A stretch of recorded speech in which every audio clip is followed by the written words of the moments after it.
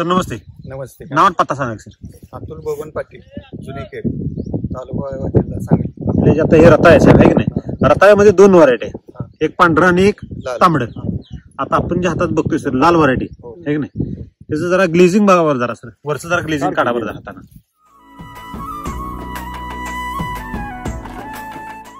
सहज निघते अगदी आहे की नाही. किती लाल आहे हे.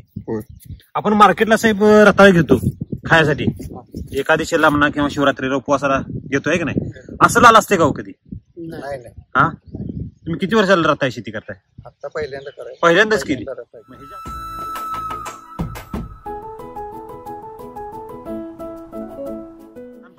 शेती किती वर्ष झालं करताय? 20 वर्ष. 20 वर्ष झालं ऊस शेतीच फक्त, बाकी कुठे शेती केली नाही. रताळ्याकडे कसं काय वळाला? या मित्रांनी सांगितले रताळी शेती करा म्हणून. आपल्या भागात रताळी शेती बऱ्यापैकी केली जाते आहे की नाही. आता सगळ्यांची परिस्थिती अशीच आहे का हो? सगळ्यांची सगळ्यांची परिस्थिती म्हणजे सगळ्यांचं वेल असं हिरवगार आहे? नाही. लागण कधी केली सगळी? 20 जुलै. किती? 20 जुलैला. पाऊस कधी चालू झाला आपल्याकडे? 4 दिवस अगोदर. 4 दिवस अगोदर पाऊस चालू झाला. तिथून पुढे किती दिवस पाऊस चालू होता? 3 महिने पाऊस होता. टोटल 5 महिने पाऊस पडलाय. पाऊस 5 महिने कंटिन्यू म्हणजे आता आपल्या प्लॉट मध्ये हार्वेस्टिंग चालू आहे साहेब. एका सरीला किती फूट अशी सरीचं अंतर आहे? 550 फूट. टोटल 550. आता जे आपण चालू केले हार्वेस्टिंग ती किती निम्म्यातून चालू केलं आहे की नाही? 200-250 फुटापासून चालू केले. एका सरीला साहेब गोळा करायला किती माणसं लावलीत आपण? किती? 11 ते 12 माणसं एका सरीला. तरी सुद्धा त्यांना वसरते का हो? नाही. पुढे जाऊन ट्रॅक्टर थांबावा लागतो आहे की नाही. वळवायला सुद्धा त्यांना वाट नाही. आता एवढा जर माल निघत असेल तर हे किती गुंठ क्षेत्र आहे? 50 गुंठ. 50 गुंठ आहे. काय आता हार्वेस्टिंग किती झालं प्लॉट आपलं? आता 20 गुंठे. 20 गुंठ काल काढलेला आहे की नाही. काय दर लागला? 27 रुपयाने दिलेला आहे की नाही. सरसकट 27 ने दिलेला आहे. आता किती गुंठ्यात किती निघाला म्हणला सर? 20 गुंठ्यात 2.5 टन निघाला. आता टोटल आपल्या प्लॉट मध्ये किती निघाला असा अपेक्षा? 10 टन निघाला अंदाज आहे की नाही. 10 टनाचे किती रुपये झाले साहेब? 10 टन 270 झाले. 2,70,000. किती महिन्याच पीक आहे साहेब? 4 महिने, 3.5 ते 4 महिने. 4 महिन्यात आपण हार्वेस्टिंग करतोय म्हणजे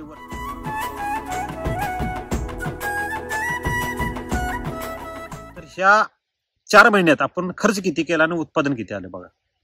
खर्च तरी 80-90 हजार खर्च. 90,000 रुपये आपण खर्च धरू. झाले किती? 270 मधनं साहेब 90 गेले. किती राहिले?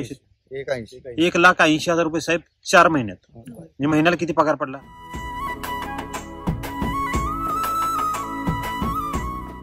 50,000 रुपये धरू साहेब आपण. सरासरी 50,000 रुपये आपल्याला महिन्याला पगार धरू. 50,000 रुपये तुम्ही शिक्षण किती झाले साहेब? BA झाले. हाय असं जर आपण नोकरीला कुठे गेलो तर आपल्याला 50,000 रुपये पगार मिळेल का? हा, नाही. इथं आपल्याला 50,000 रुपये पगार मिळतोय. काय वाटतंय तुम्हाला? छान वाटते. छान वाटते. बर, काय काय केलं याला? असे ट्रीटमेंट काय केली? सुरुवातीला 18 पोती कृषी अमृत घातलं. त्याच्याबरोबर आर्यन PH एक 3 किलो घातलं. बर, म्हणजे हे करताना ते खतामध्येच घातलं. बर, लागण करते वेळी. बर. आणि 10 डंपिंग शेणखत घातलं. बर. त्यानंतर आयोनी घातली होती. बर. सॉइल चीन ती आयोनी घातली होती. परत फवारण्या झाल्या होती 4. किती? 4 फवारण्या. 4 महिन्यामध्ये 4 फवारण्या. बर. काय काय वापरलं त्यामध्ये? त्यात क्रॉप चार्जर एक वापरलं होतं. Energy booster. बर. आणि super fast charger. Paste fighter. Super fruit charger एक आहे का काय ते एक वापरलं. बर. Disease fighter. या सगळ्याचा वापर केला साहेब. बेसल डोस पण आपण किती पोती दिला? 18 पोती दिला. आता जमीन कशी आपली? भुसभुशीत झाली. कशामुळे झाली ती? कृषी अमृत. त्या वैदिकचा बेसल डोस वापरला. किती बेसल डोस वापरले आतापर्यंत? एक सुद्धा. सुरुवातीला एकच दिला तेवढा. लागण करते वेळेला तेवढा एकच दिला आहे का नाही. हाच जर आपण बेसल डोस ह्या प्लॉटला वापरला नसता तर काय परिस्थिती झाली असती? म्हणावाचं उत्पन्न निघालं पण नसतं. रताळ्याची याल बिल किंवा जमिनीची सुपीकता जी आहे ती राहिली नसते. सिटी वैदिककडे वळण्याचं कारण काय? पहिल्यांदा इतका अनुभव नव्हता आणि मग 2-3 प्लॉट मला नेऊन दावली. त्याच्यानंतर म्हटलं मी सांगतो त्या पद्धतीने ट्रीटमेंट करून घे. तर यांनी सांगितलं त्या पद्धतीने ट्रीटमेंट करून घेतली. तुम्ही ह्यांची कुठले कुठले प्लॉट बघितले फिरून? तर नेरलेलं एक आहे, बर बहीला एक आहे, काय बर हे 2 बघितले. बर त्यातून तुम्हाला काय बघायला काय शिकायला मिळालं? रानाची सुपीकता किंवा रानाची जी गवलाई आहे बर ती 1 नंबर आहे. बर म्हणजे जमीन जिवंत राहून आपण उत्पादन काढायला लागलोय, ह्यात सगळ्यात मोठं वेगळं पण जाणवते. मामा तुमचं वय किती आहे की नाही? तुम्हाला काय वेगळं पण जाणवतं या प्लॉट मध्ये? रान चांगलं राहतंय. सगळ्यात पहिला मुद्दा काय साहेब, उत्पादन कोण पण काढलो, जमीन जिवंत ठेवून उत्पादन काढणं ही सगळ्यात मोठी आजची ताकद हे आहे, विशेष आहे. काय जर प्लॉट आपला लागलेला असता, कुजलेला असता तर ही वेल कोण नेला असतं का? करपलेला असतं, लागणीला जातो का हा प्लॉट? जातो कुजलेला सुद्धा कुजलेलं नाही जात नाही. का बरं जात नाही? तिथनं रोग न्यायचा आणि तिथं नेऊन रोग लावायचा, त्यामुळे लोक कोण नेत नाही. आता प्लॉट आपल्या ह्याच्यामध्ये कुठं तर डंप झालाय का? नाही झालं. ज्यावेळेला साहेब रताळ हार्वेस्टिंगला येतं त्यावेळेला पानं पिवळी पडायला पाहिजे होती आणि ती सुकायला पाहिजे होती, आहे की नाही? त्यात एक तर पान कुठं नाही सुकले. का बरं? त्याचा अभ्यास केला काय तुम्ही? या औषधाचाच परिणाम आहे की नाही? म्हणजे एवढी ताकद आहे का हो ह्याच्या खतामध्ये? हा, पाट पाण्यातनं काय सोडलं मुळीसाठी? सॉइल किती दिवसात एकदा? एक आड एक पाण्यात सोडलं. बरं, किती दिवसात एकदा पाणी दिलं? 15 दिवसात एक पाणी, ते पण अगदी कमी पाण्यात आलेलं पीक आहे. किती पाणी दिले असतील आतापर्यंत? 4 पाणी. 4 महिन्यात 4 पाणी, म्हणजे पाऊस किती पडला ह्याच्यावर आपण सहज अभ्यास करू शकतो, आहे का नाही? आता ज्या वेळेला कठीण परिस्थिती म्हणजे कठीण वातावरणात ज्यावेळेला चांगली शेती होती, ती टेक्नॉलॉजी चांगली का चांगल्या वातावरणात जास्त कष्ट करायला लागते ती शेती चांगली? तशी म्हणजे रानाची टेक्नॉलॉजी चांगली मला चांगली का नाही? म्हणजे उत्पादन पण चांगलं येतंय आणि जमिनीचा पोत सुद्धा सुधारतोय.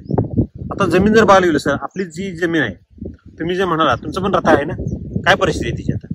आता नाही माझं रताळ नाही, ह्याच्या अगोदर ज्याला केलं होतं, ज्याला ह्या वातावरणात हे रताळ ज्याला केमिकलवर केलं जातं त्याला काय परिस्थिती व्हायला पाहिजे होती?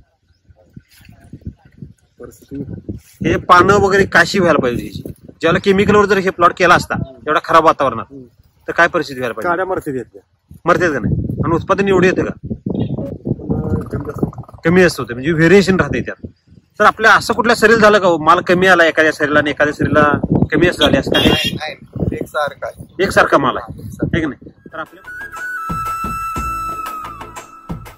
भागात जे काय रताळ शेतकरी आहेत त्यांना तुम्ही काय संदेश द्या? प्रत्येकानं या वैदिक टेक्नॉलॉजी वैदिकचा सल्ला घ्यावा, त्या पद्धतीने प्रत्येकाने उत्पन्न काढावं. मला याचा अतिशय चांगल्या रीतीने फायदा झाला. तुम्ही साहेब 20 वर्षाची शेती केली, एकदमच कसं काय विश्वास ठेवला ह्यांच्या सांगण्यावर? कारण या इथं गावात आमच्यात तरी 60-70% लोक रताळच करतात. बर, आता रस्त्याकडचा प्लॉट आहे, जाणारे बऱ्यापैकी शेतकरी थांबतात, त्यांची प्रतिक्रिया काय म्हणते? ती चांगला आहे माल, माल चांगला आहे की नाही? सगळ्यांचा आकर्षक वाटतोय, माल चांगला आहे, उत्पन्न चांगलं आहे, माल दाट आहे. Okay, thank you, best of luck sir.